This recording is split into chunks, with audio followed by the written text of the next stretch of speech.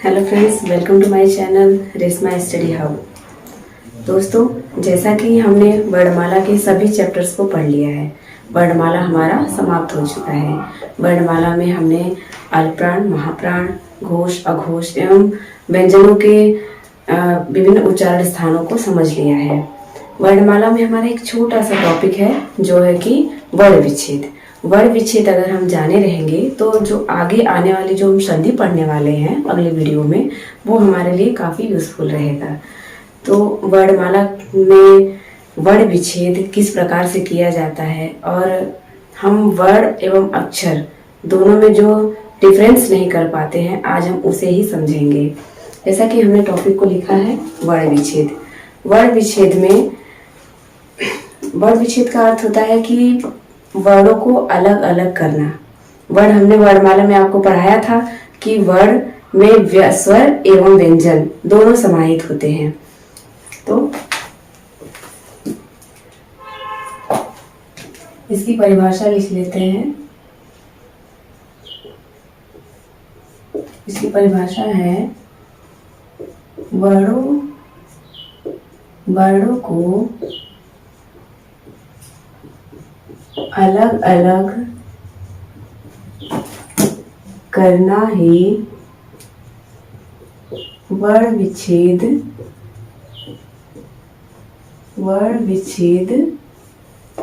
कहलाता है। वर्ण विच्छेद में सबसे पहले हम दोनों वर्णों को लिख लेते हैं, जैसे स्वर एवं व्यंजन। स्वर में हमने आपको बताया था कि स्वर एक ऐसे वर्ण होते हैं जिन्हें उच्चारित करते समय किसी भी अन्य वर्ण की आवश्यकता नहीं होती है। यह अपने आप में पूर्ण रूप से स्वतंत्र होते हैं और उच्चारण में इन्हें किसी प्रकार के वर्ण की सहायता की आवश्यकता नहीं होती है। जैसे हम लिखते हैं अ से हम किसी शब्द का निर्माण बिना किसी दूसरे वर्ण की सहायता के कर सकते हैं, जैसे अनार। जैसे औ दिया स्वर हमने, तो इससे हमने क्या बनाया, औरत। और ई से हम इमली शब्द को लिख सकते हैं। तो जैसा कि हम इन शब्द जो वर्ण आए हैं, इनसे जो हमने इन वर्णों से जिन शब्दों का निर्माण किया है, इसमें यह साफ साफ समझ में आ रहा है कि स्वर को उच्चारित करने के लिए और लिखने के लिए किसी अन्य वर्ण की आवश्यकता नहीं होती। वही जो व्यंजन है, व्यंजनों को लिखते समय या बोलते समय हमेशा इन्हें अन्य स्वरों की आवश्यकता होती है। व्यंजन स्वतंत्र रूप से नहीं बोले जा सकते। जैसे कि अगर हम क बोले, क में भी क बोलने पे उसमें अ का साउंड आता है, जैसे कि क अ, जब क और अ इन दोनों से मिलाकर ही पूरा हमारा क बनता है। ये नीचे जो आप नीचे ये ऐसे लाइन लगी हुई देख रहे हैं क के नीचे, इसे हलंत कहते हैं। हलंत।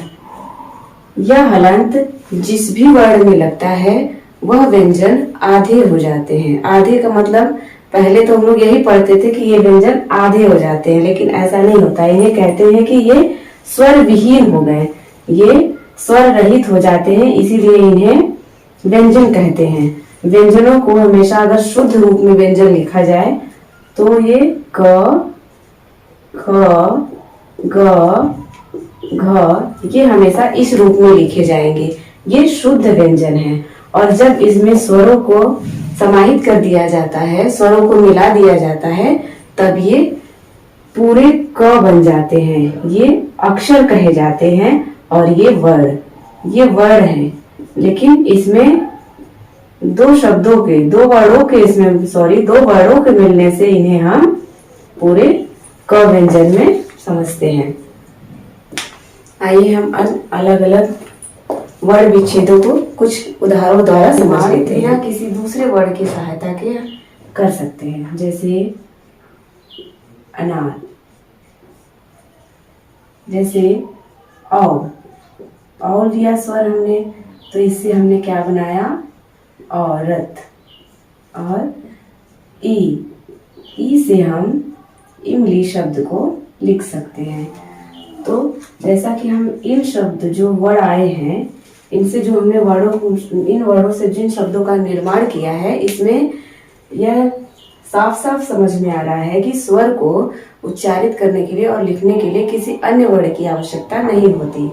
वही जो व्यंजन है, व्यंजनों को लिखते समय या बोलते समय हमेशा इन्हें अन्य स्वरों की आवश्यकता होती है। व्यंजन स्वतंत्र रूप से नहीं बोले जा सकते।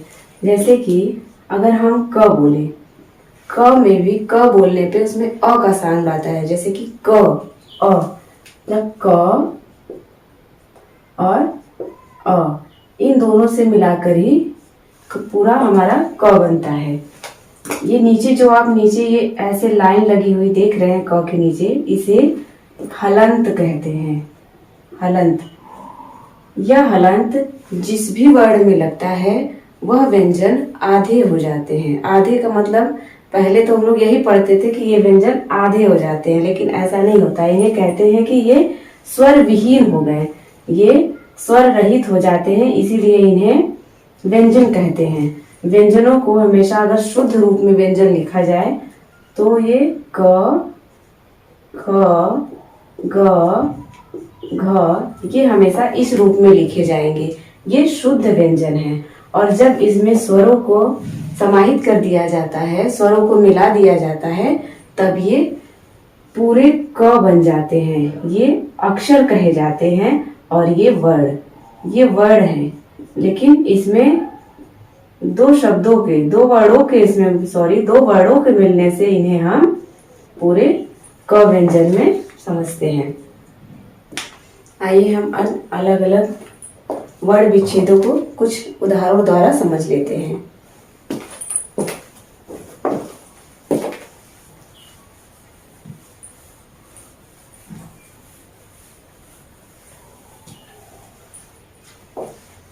जैसे है उदाहरण में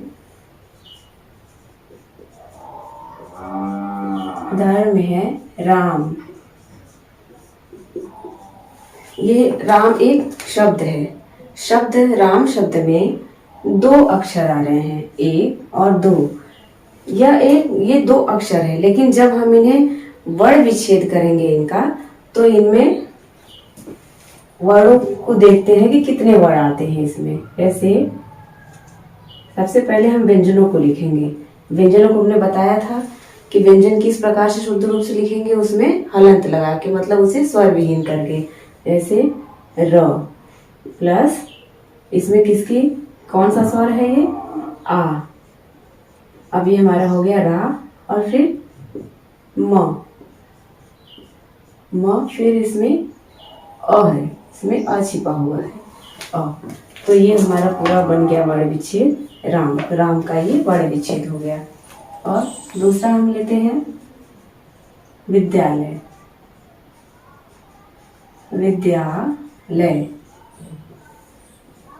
विद्यालय में हम सबसे पहले लिखेंगे व, फिर इसमें कौन सा स्वर है, छोटी ई, फिर द पहले से ही हलंत से युक्त है, अतः ये वैसे ही रहेगा। द प्लस य, और इसमें आ स्वर है, और इसके बाद है ल व्यंजन, और इसमें अ, देख रहे हैं इसमें अ मिला हुआ है, और ये य को भी हम य प्लस अ लिख देंगे। और ये हमारा हो गया विद्यालय का पूरा वर्ण विच्छेद।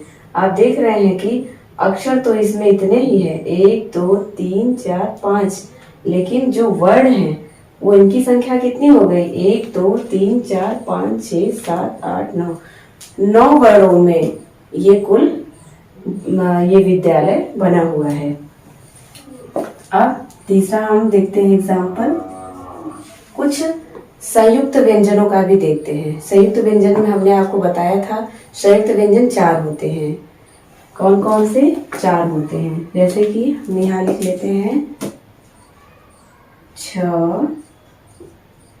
त्र, ज्ञ और श्र। तो इसमें छत्री को कैसे वर्ण विच्छेद करेंगे? इसका क प्लस श प्लस अ, ये क्षत्रिय का हो गया। और इसका त्र का वर्ण विच्छेद क्या होगा? त प्लस र प्लस अ, ये त्र का वर्ण विच्छेद है। और ज्ञ का ज प्लस य प्लस अ। आप देख रहे हैं कि ये क्रमशः दो दो वर्णों और एक स्वर के मेल से जाकर ये क्षत्रिय और त्र, इन सब संयुक्त वर्णों का निर्माण हुआ है। और स्र में श प्लस र प्लस अ से मिलके स्र बना हुआ है।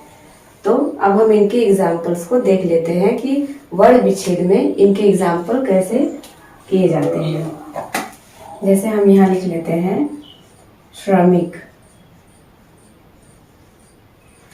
श्रमिक श्रमिक का हम वर्ण विच्छेद कैसे करेंगे? पहले हमने यहाँ पे श्र का वर्ण विच्छेद लिखा हुआ है। पहले हम इसे श्र को ही हम 3 वर्णों में लिखेंगे। जैसे श्र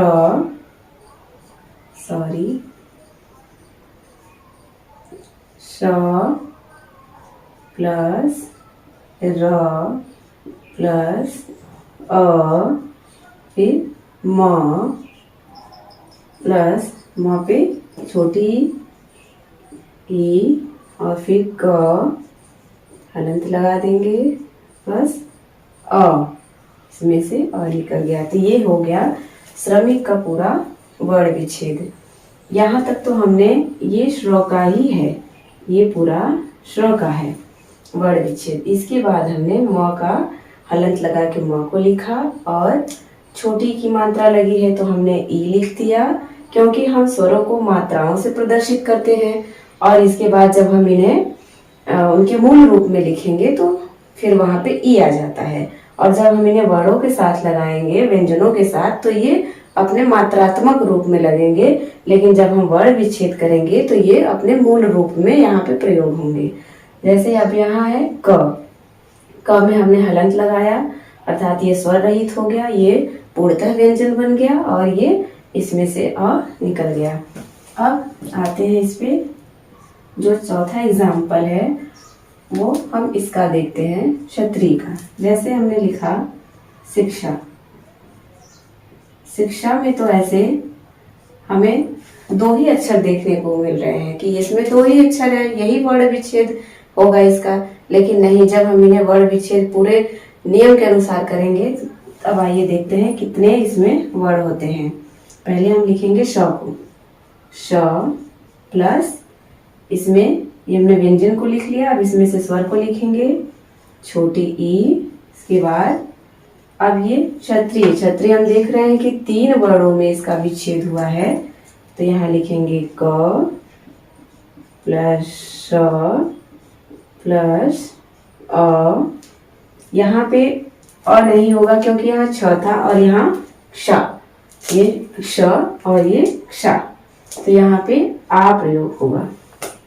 ये हो गया आपका शिक्षा। अब एक एग्जाम्पल हम त्र का देख लेते हैं। जैसे त्रिशूल।